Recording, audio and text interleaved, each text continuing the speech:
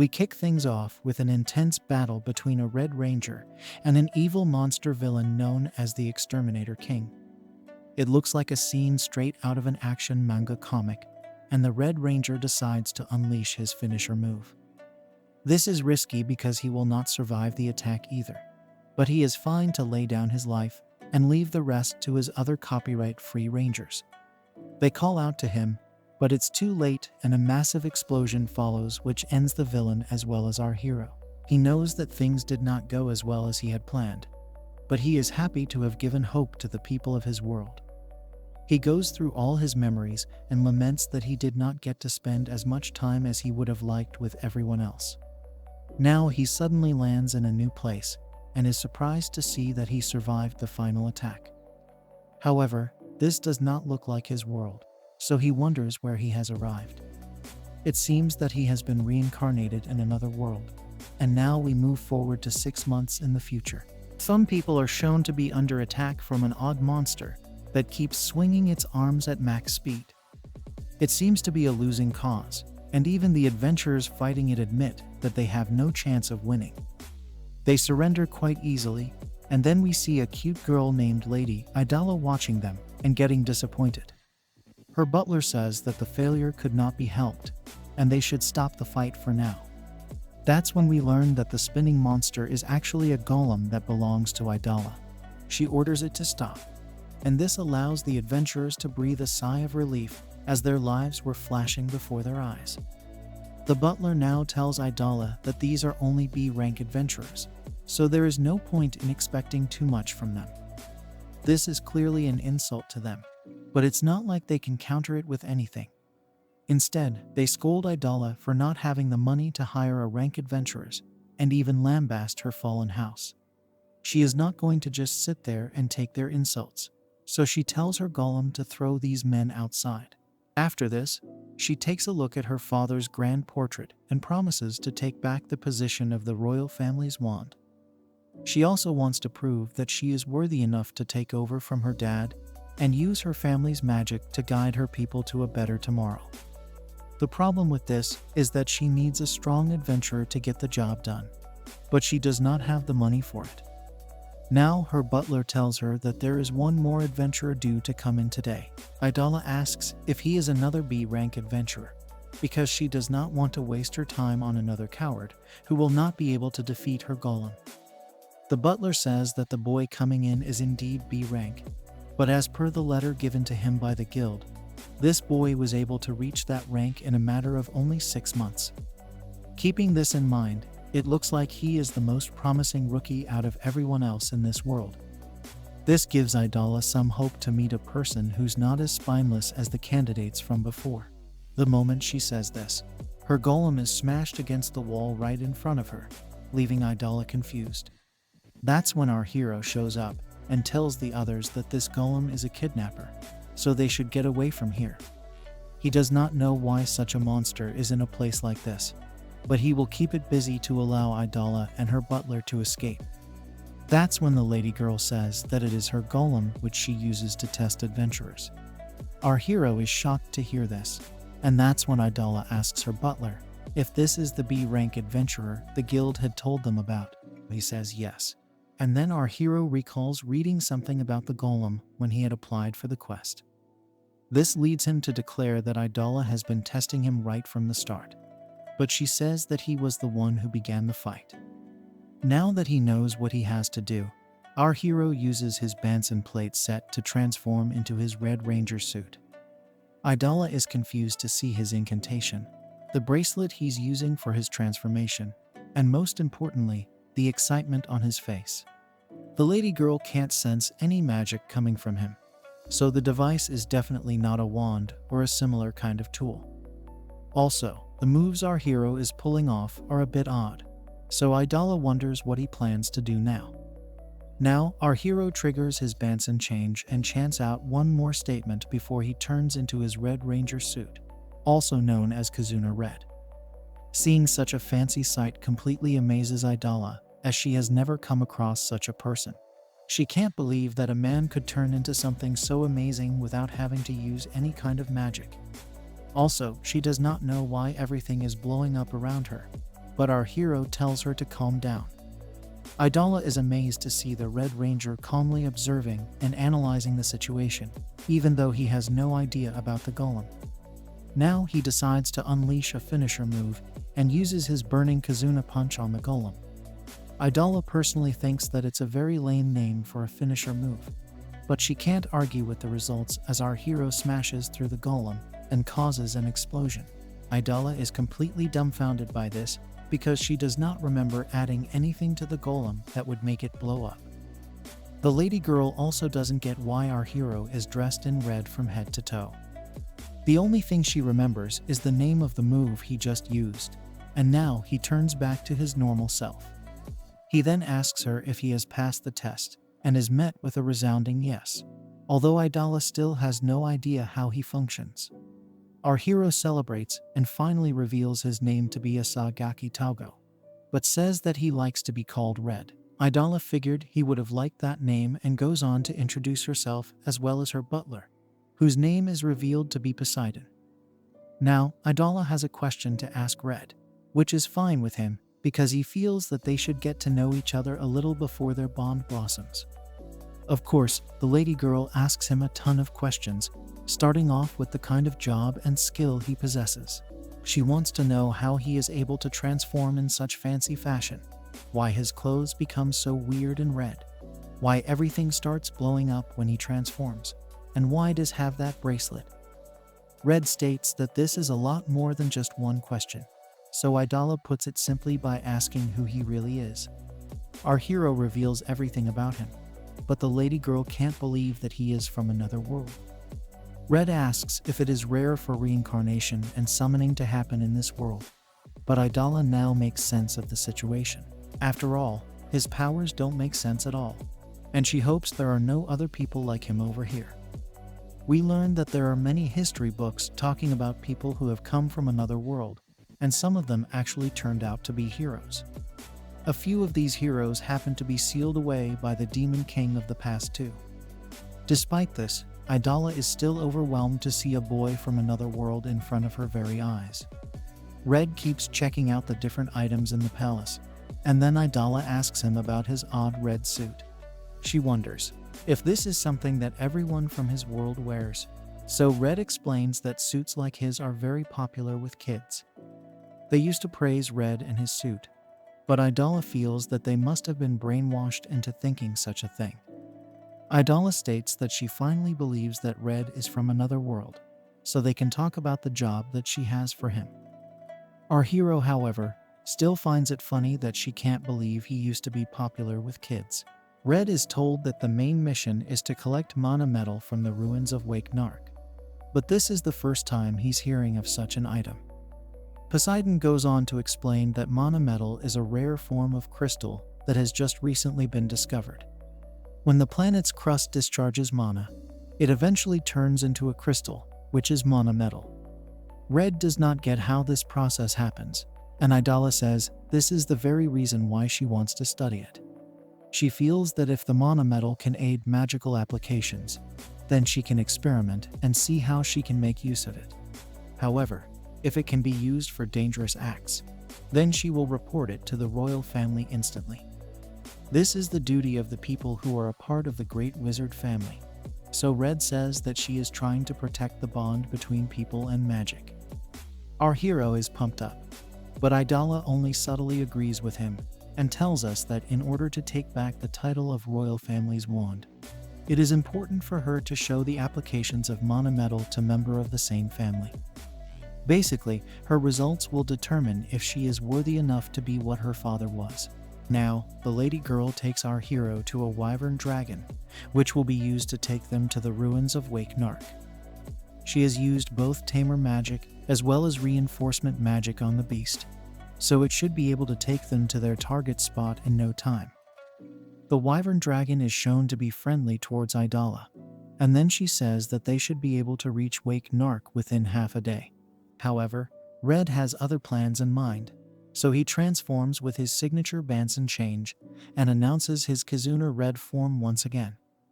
Even the dragon is shocked to see the suit, and Idala asks Red why he transformed in front of the lawn, because he has burned it down now. Red says that since the lady girl has stated that it is her duty to research on the mana metal, he has to get her to wake Narc as soon as possible. He has just the way to get her there in less than half a day. But Idala says that it's not like they don't have even a second to waste. Either way, our hero awakens his turbo engine, which looks super odd to Idala. So she asks him what this could be. She asks Red to stop doing weird things one after the other, because it's hard enough for her to keep up with him. After all, he is more mysterious than mana metal could ever be. But our hero simply picks up the lady girl and keeps her to his side. Red says that she does not need to put her words that way, and then he proceeds with his turbocharge. Of course, Idala tells him that he needs to explain himself before he does anything. But it's too late for that as he launches away like a rocket booster. Red is shown to be a bit too fast as he zooms past every single thing in his sight. Poseidon comes in to tell his lady girl that lunch is ready. But he can't find her anywhere, so it's just the dragon who gets to enjoy a snack. Soon enough, we reach the ruins of Wake Narc, and Red proudly announces that they are finally here, although Idala doesn't look too cheerful. Our hero says that since they did not come across any monsters on their way, they got here in just 2 hours. However, the lady girl reveals that they did run into 3 huge flying monsters, but Red simply went through all of them. Red remains optimistic and says that since they have both made it here safe and sound, they should lift their spirits and storm the dungeon. Idala begs him to let her rest for a second, because if she does not get a breather, then she will lose all sense of what is supposed to be normal. Either way, our hero and the lady girl enter the dungeon and start exploring the ruins in the hopes to come across mana metal. Soon enough, the duo comes across a whole bunch of demon monsters that growl at them and proceed to attack. Idala shows off her own powers and unleashes an ice spear attack known as Celsius Spike. This is good enough to take down one of the demons, and the lady girl states that these are all high-level monsters. There are way too many of these demons for her liking, but it's no issue for Red as he transforms and brings out his Shake Hand King. He goes on to unleash his Handshake Caliber attack, which is supposed to be a weapon that protects bonds and destroys evil. Of course, it looks like all of Red's moves are named after bonds like friendship or marriage. He isn't done just yet as he brings out his Matchmaker Snipe and unleashes a marriage beam gun to shoot through all his opponents. Red says some odd things such as marriage shot and engagement burst, so Idala is at a loss for words. She laments that in the time it took her to beat one demon, she is not even able to count the number of monsters Red has taken down. On top of that, she does not understand why he needs to have such a bright and loud weapon. Soon enough, Red destroys all the demons and comments that they blew up as well. This is a great achievement, but Idala is upset because she can't make use of any of the drop items, since Red's moves burnt them down as well. As our hero turns back to normal form, he comments that these demons were just about as strong as the Exterminator King's small fries. Idala is shocked to hear that Red is calling such high-level demons small fries, so she wants to know what kind of monsters he used to fight back in his world. Now, Red decides to explain the exterminators to Idala, who happen to be a secret society that planned to take over the world, almost like the Illuminati. In order to save the world from such demonic people, Red and his other rangers teamed up to become the Kizuna Five. Of course, Idala is still not able to imagine what it must have been like to be on Earth, so she thinks of him as some kind of hero who would fight demons and monsters. Red realizes that it's been over 6 months since his final showdown with the Exterminator King, and he hopes that his friends from the Kizuna Five are all right. Idala asks Red if he has ever tried finding a way back home, especially since he cares so much for his teammates. He says yes, because he had tried to find a way to return to Earth right after he first realized he was in another world. It was a great adventure for him, and he had gone as far east as he could and did the same for the far west as well. However, it was through his travels that he realized that this fantasy world and Earth are almost the same. There are a lot of troubles that people face over here, which means that they need as much help as they can get. This got Red thinking, and then he came to the conclusion that he must have been sent to this world for a reason, the same way he was chosen to protect the Earth as Kizuna read. He then declares that he will not go back to Earth till he finds the reason for being sent to this world. Also, it's not like he knows how to go back anyway, so he says that it's fine for him as long as he gets to help people while also being able to go on adventures at the same time. Red feels that this way, he will be able to find his reason for coming to this world, and also maybe a way on how to get back to his friends. Our hero strikes a smiling pose as he says this, so Idala comments that he is quite carefree about his situation. Now, Red tells the lady girl that it's her turn to talk about her dreams and aspirations. Idala is shocked because she did not know that they were taking turns, but Red tells her that since they are on an adventure together, it makes sense for them to talk about their dreams and goals. He is rather excited about this, so the lady girl asks him how he's so passionate about every single thing. Anyway, as the couple explores the dungeon even further, Idala says that her goal is to restore her family's position as the royal family's wand. Red wants to know more about this title, so Idala explains that it is handed down to the person entrusted with all things magical, right from the research to the management of its uses and several other things. The title is held by the top wizard who serves the royal family. Idala's own family, Avorn, had held this position for generations. During their reign, Idala's family would make sure that magic was being used to bring happiness to the people of her world. She was very proud of what her family was doing, especially her father, who was the wand for a long period of time. However, all of that changed 10 years ago when Idala's father was challenged to a duel to see who would be the next wand. He had lost the duel, and as a result, Idala's family was exiled from the royal capital. The current wand has a monopoly on magic, and is only using it to help the nobles and the knights. War and civilians are treated as nothing more than tools for their own selfish needs, which is why Idala can never forgive the wand for what was done to her father. The lady girl maintains that she will take back the role of wand no matter what, because it is her dream to make everyone in her world happy with the power of magic. Red is speechless after hearing this, but Idala thinks that he might be feeling this is a very childish dream. She even says that he can laugh at her if he wants, but our hero says that he would never do such a thing. As a matter of fact, he holds the lady girl's hands and says that he has fallen in love with her. She is shocked to hear this and wonders if our hero is having any intrusive thoughts in his head, but that is not the case. He explains that wanting to put a smile on everyone's face is an amazing goal to have. Idala is relieved that Red is only in love with her spirit as opposed to her body, but she also tells us that it's really bad for her heart whenever Red opens his mouth to say something. Suddenly, the couple comes across a whole bunch of skulls and skeletons, so Idala panics. She wonders if these are the remains of the other adventurers who had come here looking for the mana metal. And then Red calls out to her because he has come across something massive. It's a giant tower of mana metal crystals which shocks Idala to her core. Red is pleased with what they have found, and he says that they will need to make multiple trips if they are to take all the crystals back home. However, the lady girl is a bit skeptical because of the structure of the mana metal. The crystals are supposed to form when the mana is discharged from the ground, which means that the mana metal is supposed to look like a frozen water fountain. However, the tower in front of her looks like a whole bunch of detached crystals, which have been arranged randomly. It actually feels like someone has gathered the mana metal and kept it all here. It's at this very moment that a massive dragon appears and attacks the lady girl.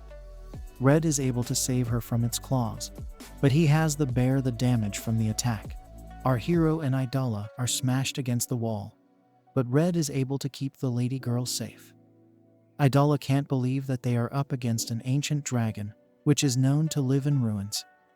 Also, it seems that this is the beast which has been collecting the mana metal crystals till now.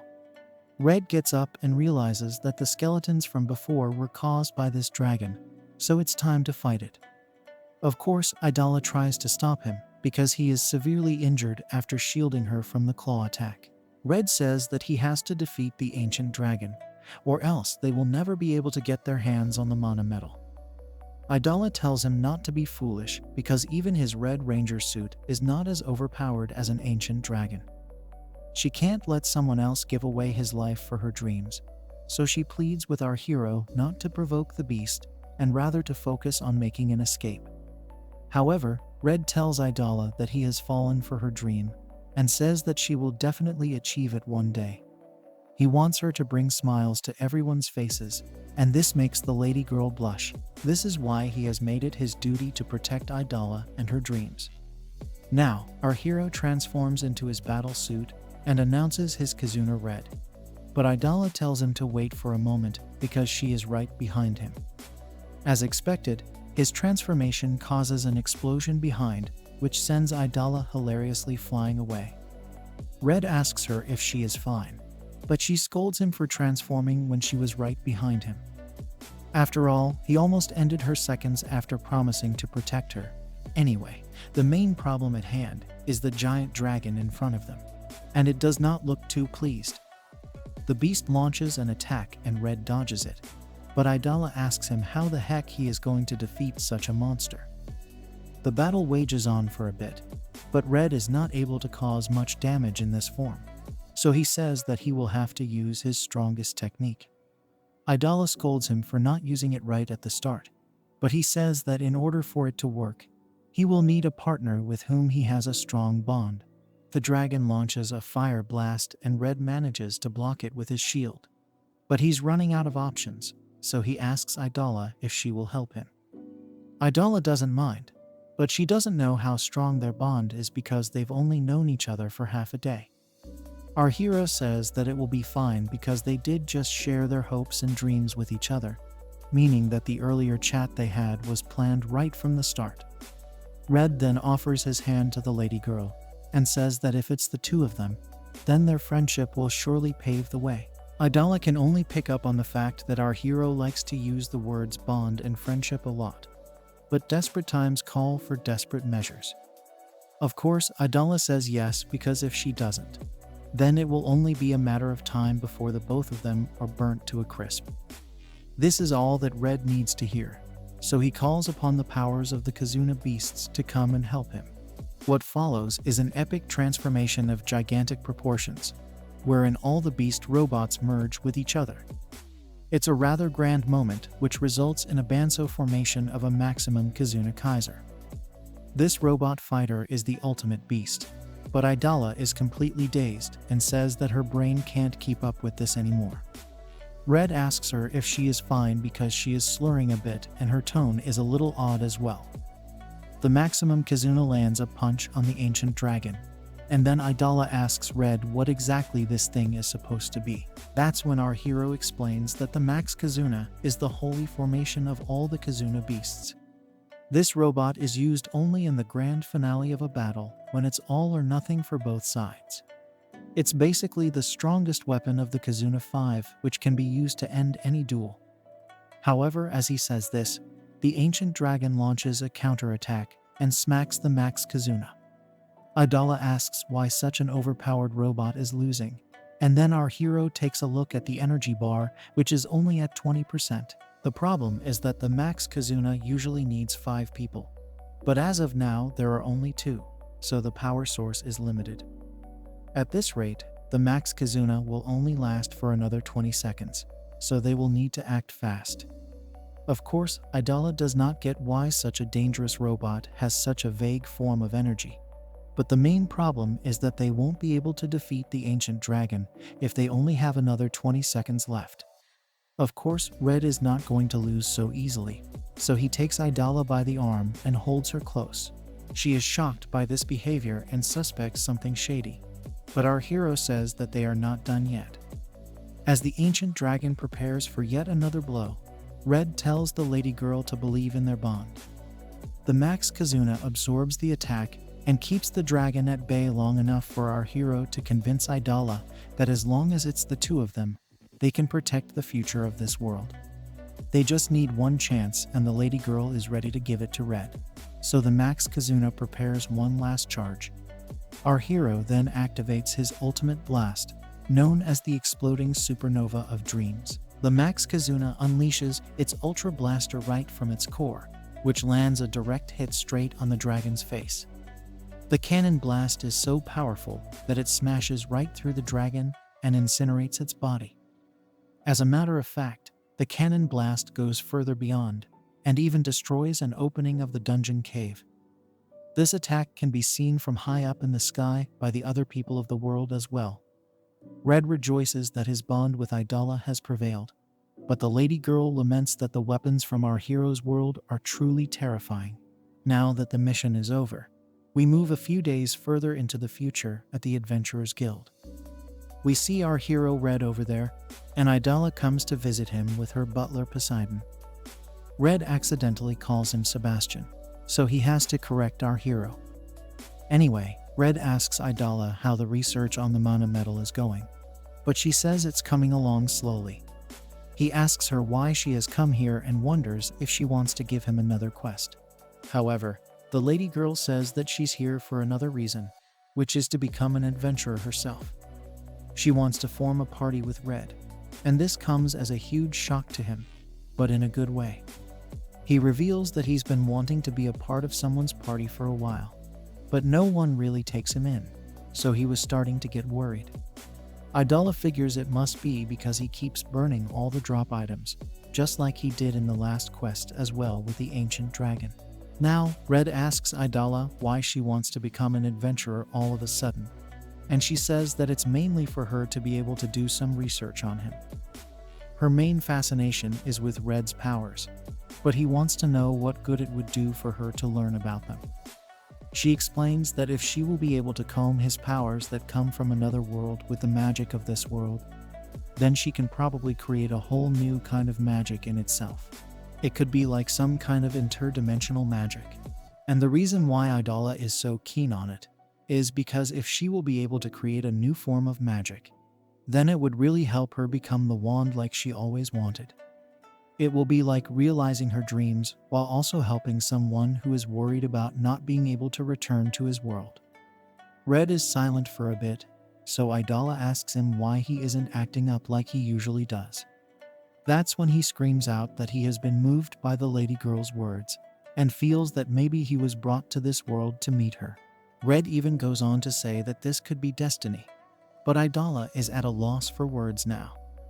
Our hero goes on to say that the lady girl is the only one who has thought of helping him ever since he has come to this world, and it makes her blush. Poseidon notices that Idala's face has become red, just like our hero's clothes, and she is not even able to react as of now. Moving on, Idala begins her research and comments that even though Red has a fancy transformation, his appearance and body structure are still the same as those of the humans in this world. She makes our hero open his mouth for a wand inspection, and he does as he's told.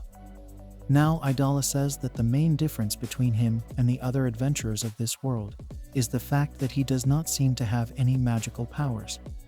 That's why she wants to check his blood to see if he actually has any other kind of powers. Now she brings out a needle, but this causes Red to panic, and he assumes a defensive pose. He pleads with the lady girl not to use a needle, but she can't believe what she is hearing, especially from a boy who just saved her life by fighting an ancient dragon.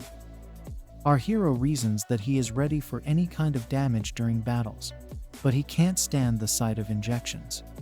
However, Idala tells him that he promised to do anything for her in order to help her achieve her dreams. This leads to a hilarious struggle, and then Poseidon has to tell the two of them to behave, because they have assumed a sensitive position in a public space. These things should only be done at home, so Idala gets off our hero and spares him for now. Then she gets an adventurer's tag from the guild man who tells her that she can use the tag to see her status. It can be used as proof to show that she is an adventurer, and she can also use it to assess how her skills are growing. Idala's tag has a weird image of hers, but she is happy to check her status for the first time. As expected from the lady girl, her intelligence and magic stats are very high, especially for a beginner. Red gets excited again and screams that this is fitting for the future wand of the royal family. He calls her a great wizard, But Idala does not get why he is acting like some kind of crazed fan. This actually leads her to ask Red for his own status, so he pulls out his tag to check it. Idala feels that if the status tag is able to translate our hero's powers into the standards of this world, then it will serve as a clue for the lady girl. However, she is shocked to see that his status is shown in a completely different format. This does not make any sense to her, but even the Banso change is shown on the status tag. Idala is clueless and bamboozled, because she can see stats like punching and kicking power, which does not exist in her world. There is no mention of strength, there is no level, and this means that even the guild could not locate Red's skills. The worst part is that our hero's finisher move, Burning Kazuna Punch, is even mentioned on his skill tag, which makes it even lamer. She also does not get why the Banso change is shown in the tag, along with a line that says Red will not allow the exterminators to win. Idala was hoping to see some kind of new stats or skills, but Red's status is shown in a whole different format, which makes her drop to the ground. He asks her if all is well, but the lady girl can only lament that she is powerless here. At this very moment, the both of them are interrupted by some shady men. They happen to be the B-rank adventurers who could not beat Idala's golem earlier, and they ask why Lady Girl from the Fallen House is over here. They don't want her to become an adventurer, especially because of the way she made them look like fools. Of course, Idala does not even recognize these men, so she asks who they are. This insults them even further, so they have to remind her about the quest they had come for. That's when she realizes that these were the same fools who got kidnapped by her golem. The lady girl then says that she can't remember the names of all the adventurers that come to her, especially after seeing what Red is capable of. As expected, this offends the adventurers, so they call out Idala for trying to act high and mighty in front of them. They warn Red against making a party with Idala, because she is not the right person to join. Our hero tells them to hold on and admits that the lady girl can be haughty and impulsive at times, but Idala is actually a kind person. He even says that she is going to develop a new kind of magic for him, so despite her attitude, she is actually a much nicer person than she lets on. The shady men just stand by and listen, after which they say that Idala becoming an adventurer is totally out of the question. They mainly say this because she is the daughter of Howdy, who is looked at as a coward wizard. Red does not get what they mean by this, so they tell him about how Howdy lost the duel to keep his place as the royal family's wand. Since he had fled the royal capital after the loss, he is looked at as the #1 coward in the whole country. This triggers Idala and takes her back to the memory of her dad, telling her that even though they are not the wand of the royal family anymore, it does not mean that they should lose sight of their duty, which is to make the world a better place with magic. Howdy had told Idala that she should always carry this duty with pride and never forget about it. Now, we're back to the present where the shady men continue to mock Idala's dad and say that she too will be a coward and run away from all the quests she takes up. This is clearly pushing the limit, so the lady girl demands that the men take back what they said. She scolds the men and say that they don't have the right to insult her dad, especially when they know nothing about the truth. They say that a rookie girl should not be talking to high rankers this way, but Idala tells them that they could not even win against her golem, so there's no way they should classify as high rank. The lady girl goes on to call these men third-rate adventurers and promises to cross their rank in no time at all. This angers them, so they are ready to go at it now, as is Idala. But Red stops the fight and says that this is not how they should resolve the issue. He feels that the bonds to be gained from fighting are not bad, but since they are adventurers, it would be better to sort things out with a quest. Soon enough, all four of them land up in front of a cave dungeon for a new mission. It turns out that there is some kind of monster in it, so the first team to defeat it will become the winner. Now, Idala tells the shady men that if her team wins, then they will have to say sorry for all the hurtful things they said about Howdy. They will also promise never to repeat their mistakes again, and if they win, then Idala will do anything that they ask of her. The men have no objection to this, but it might be because they are confident of winning the quest. After all, this dungeon is just like a home to him, as it is their hunting ground. They know what all they need to avoid and will just go straight for the target. Intrusive thoughts also fill their heads, mainly because of what Idala said about doing anything if she loses. The lady girl can see how confident these men are, and that's when she realizes that they must be familiar with this space. Of course, when it comes to strength, then it would be an easy win for her and Red. But since they know the geography of the place better, she should not take them lightly. She tells Red that they should send their opponents flying right from the start, and he has no objections to that. They begin with the quest from the very first floor, and the shady men decide to get going and avoid the Minotaur, which is the most dangerous monster over here. Since they are sensitive to loud sounds, the shady men decide to be quiet in their approach. However, they don't know how Red likes to roll, and our hero transforms instantly to put on a show and cause an explosion. The shady men turn back in shock and awe to see the massive crater Red just caused. Idala notes that their reactions are the same as hers when she first saw Red and his powers. But the real danger has just been awakened, as everyone can hear some loud noises. The Minotaurs have come out to play, and that too in huge numbers, so our hero and the lady girl have their hands full for now. There are way too many of these beasts to take on, and the shady men struggle against them, as does Idala. Of course, Red has no problem with them, as he uses his turbo engine to go straight to the top. Then he uses his formation beta to unleash a Kizuna turbo kick that takes down a few Minotaurs.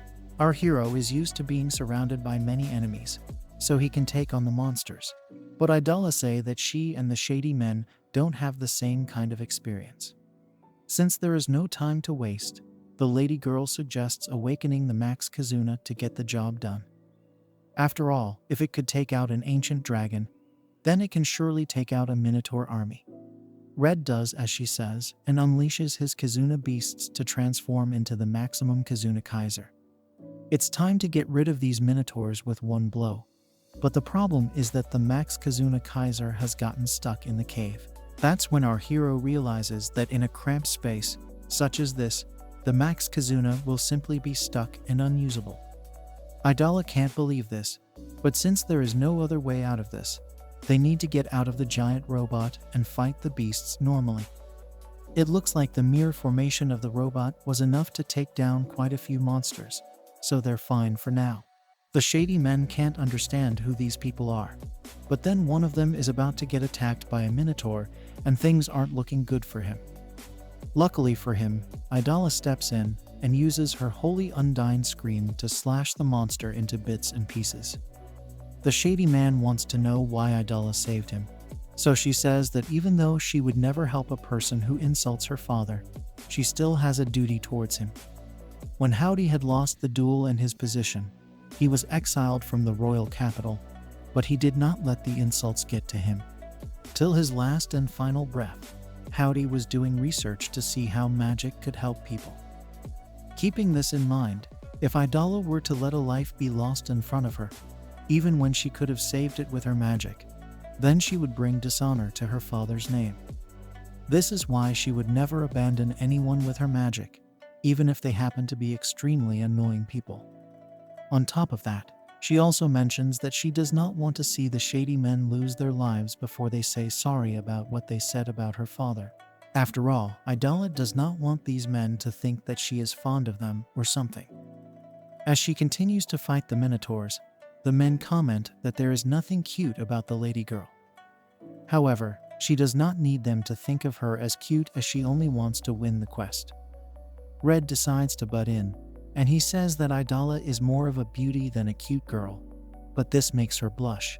It also makes her wonder if our hero has been looking at her with shady intentions. But he does not get what she means by that.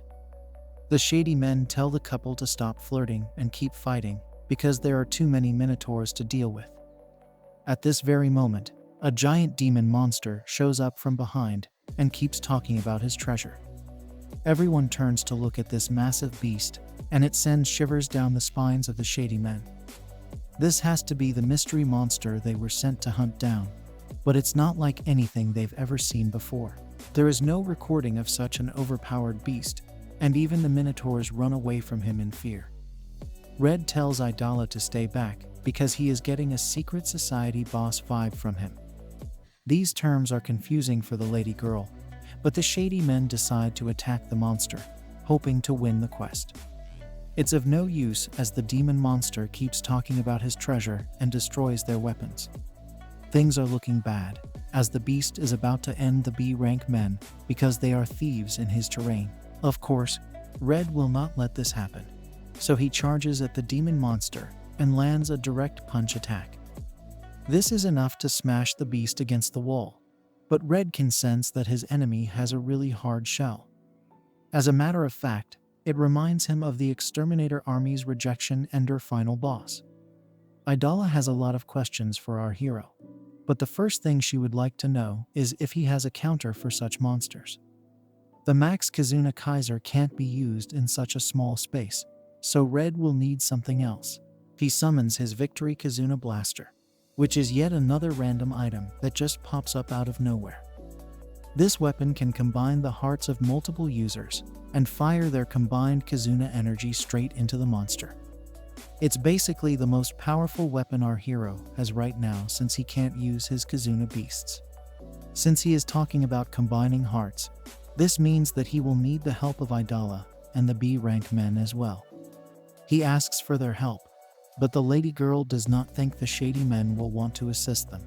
However, to her surprise, they instantly say yes to helping as long as they don't get betrayed. They understand that they won't be able to conclude their duel, but at the same time, they can't let such an atrocity just stay in their favorite hunting spot. Red asks Idala if that's fine, but she really doesn't have any other choice, so she says yes. Now, everyone gathers around the blaster, and Red says that it's time to grasp victory with their bonds. They unleash the Victor Kazuna Buster, but in a hilarious turn of events, the laser blast comes out in the form of a V and completely misses the target. Idala asks if they fired a V because of victory, but Red says that it was a failure. The demon monster launches a finisher punch on the team, but our hero manages to get in the way to block the attack. Red laments that since the team members still hold grudges against each other, the Kazuna energies rejected each other, which caused the laser blast to split. He faced a similar issue back on Earth, when two of his team members, Yellow and Blue, had gotten into a fight. Idala scolds him for having to fight with such an unstable system, but it wasn't an issue for the Kazuna 5 because they were all friends. The real problem now is that Red has used up too much of his energy in summoning the Max Kazuna Kaiser and the Victory Blaster as well. His power is extremely low, which allows the demon monster to smash him into the wall with his finisher move. Idala calls out to our hero, and he is shown to be alive, but is completely drained. He asks the lady girl to take the B-rank men and run away from here, but she says that she will just use healing magic on him instead. However, the demon beast shows up from behind and is about to attack Idala, so she might not make it. Luckily, the B-rank men show up and hold back the monster, much to Idala's shock and awe.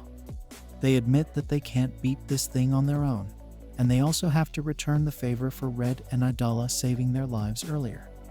If they have to win, then they need Red to get his power back, because he is the only one who can beat the monster. They tell Idala to hurry up and heal Red, because they'll take any chance that they can get as of now. They also say that third-rate adventurers like themselves have done such things time and time again to climb up to B rank. This hits Idala in the feels because she remembers what she said to these men back at the guild. She laments that she is just the same as the people she judges, but time is of the essence, so she uses her healing spell on Red. The demon monster loses his patience, so he breaks free from the B-rank men and attacks Idala. She goes to cover Red from the strike, and the tension increases, but luckily our hero comes back to his senses and blocks the attack with just one hand. He protects Idala from the punch and smashes the demon monster away with a brutal punch. He also says that he can feel the grudges disappearing from between the two teams, which means that this is the breath of a new bond. Red transforms into his battle suit again and holds Idala close to him, while asking the others to lend their strength once again. The monster charges at them, but this time they are ready to take it on, and Red unleashes the pure victory Kizuna Buster move. A massive laser blast is unleashed, and it incinerates the demon monster instantly, which means that our hero and his team have completed their quest. Funnily enough, they also strike a hilarious pose right after to match Red's own pose. Idala and the men suddenly realize that they have been posing without realizing it, but is just glad that they made it out of this mess alive. She also wants to know what kind of monster this was, and then they look at the beast's burning corpse.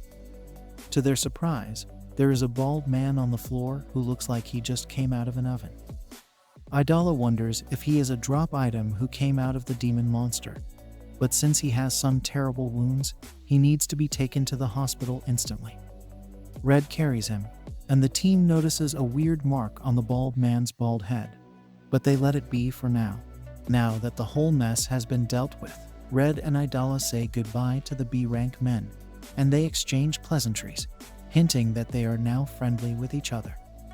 The men tease Idala by calling her a cute junior, and also teasing her with Red. They ask her not to lose love for our hero, but she tells them that if they don't get out of here soon, then she will harm them much worse than the wounds she has healed. Red is happy that they managed to become friends with some good adventurers, although the jury is still out on how good they really are. The lady girl also admits that she did not think she would like the change in perception of the people that she did not like at first. However, it's not as bad as she had thought it would be, so Red declares that humans can challenge anything, even the things that they hate. Idala had expected him to say something like that, so she also challenges him to like something he hates, like the needle injection she wants to use on him. Of course, our hero is not ready for that, so he gets ready to transform once again to keep himself safe. The lady girl says that Red will never be able to grow if he does not stand up to his fears, but he says that needles are not the same as challenges. He proceeds to do his Banso change, but this causes an explosion yet again, so the couple is told to do their business outside and not in the guild. Now we move to the night where a hospital bed is shown as empty. The bald man taken from the dungeon seems to have left it, and is wandering alone in the streets. He keeps talking about his treasure again and transforms into the demon monster we had seen in the cave earlier. At this moment, we see a knight named Sir Noisel Mist coming to the scene and inspecting the bald man. The demon monster reaches full size again, but Mist knows where to attack it, so he unleashes a finisher sword move on it, while it continues to ask for its treasure. The monster turns back into the bald man again after being defeated, and this time Mist decides to extract some kind of dangerous seed that has been implanted onto his forehead. This explains the odd mark from before, and Mist uses a special release spell to make sure the bald man does not transform again. He gets the job done, but also laments that he and his teammate will not be enough to tackle the larger issue. That's when we learn that he is with a girl, and their main mission is to save this world from demon monsters. Now, Red comes back to Idala's palace with her, and announces his presence to Poseidon. He calls him by the wrong name again, so he has to be corrected before the butler asks him to what he owes this pleasure.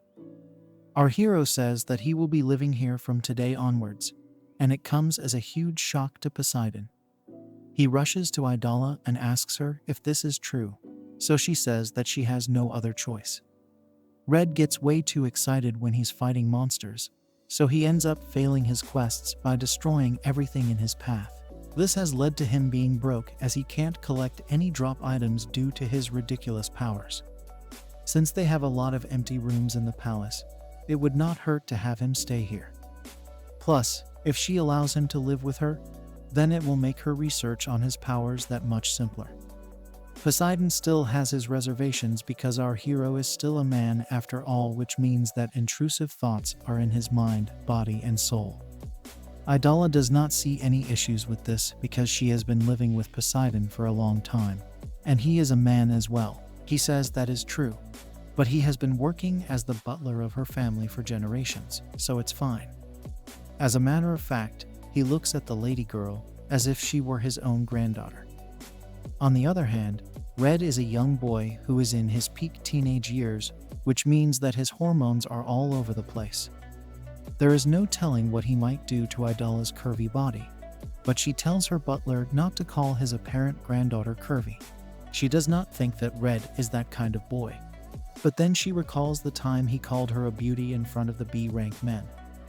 That's when she feels that Red might just be a creep after all, so Poseidon decides to take matters into his own hands. Now we see our hero taking a look at some of Idola's dad's portraits and comments that the lady girl has eyebrows just like him. Poseidon comes to the scene, so Red asks him what's the matter.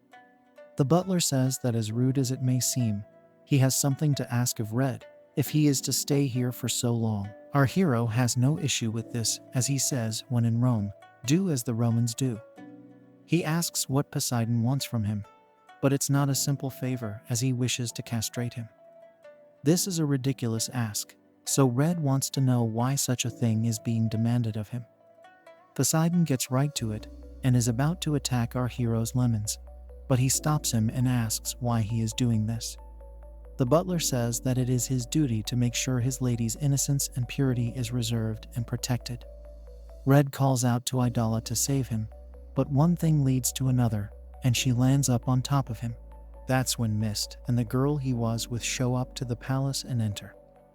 The girl says that they tried ringing the bell a few times, but they did not get an answer, so they decided to walk in.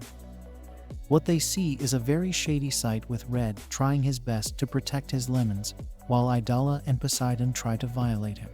This is indeed a rather awkward moment, but the girl decides to poke fun at Idola by saying she is quite enthusiastic, even in the afternoon. Her name is revealed to be Teltina, and Mist asks her not to use such terms as she is a lady. Now we can see that Poseidon has been punished for his assault on Red's lemons, and he is made to stand outside the gate to think about what he has done.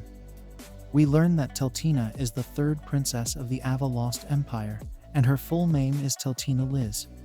Mist happens to be her attendant as well as the hero of this world. The Night Boy is still upset that his princess had to see such shady acts in front of her, so he pulls out his sword and says that he will punish Idola and Red for their behavior. Of course, Liz stops him and says that it was their fault to walk in on Idola getting her freak on. The lady girl tries to explain that it's not what it looked like, but Mist and Liz seem to be having their own little romance. The princess tells the Night Boy that he has to act better if he wants to be loved by all the other people of the kingdom.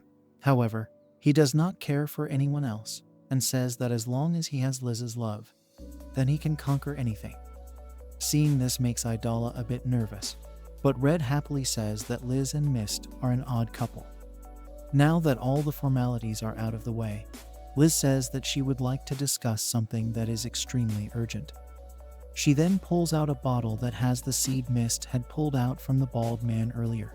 The princess wants Idola's help in analyzing and retrieving the magical item in the bottle. Idola is shocked to see it because it's the same mark that she had seen on the bald man's head after they had defeated the demon monster. She explains to the princess what had happened the previous day and how she came across this mark.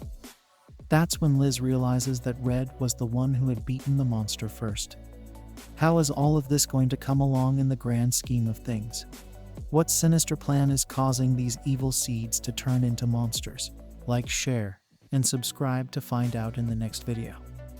Hit the bell icon to get notified when I upload part 2. See you soon.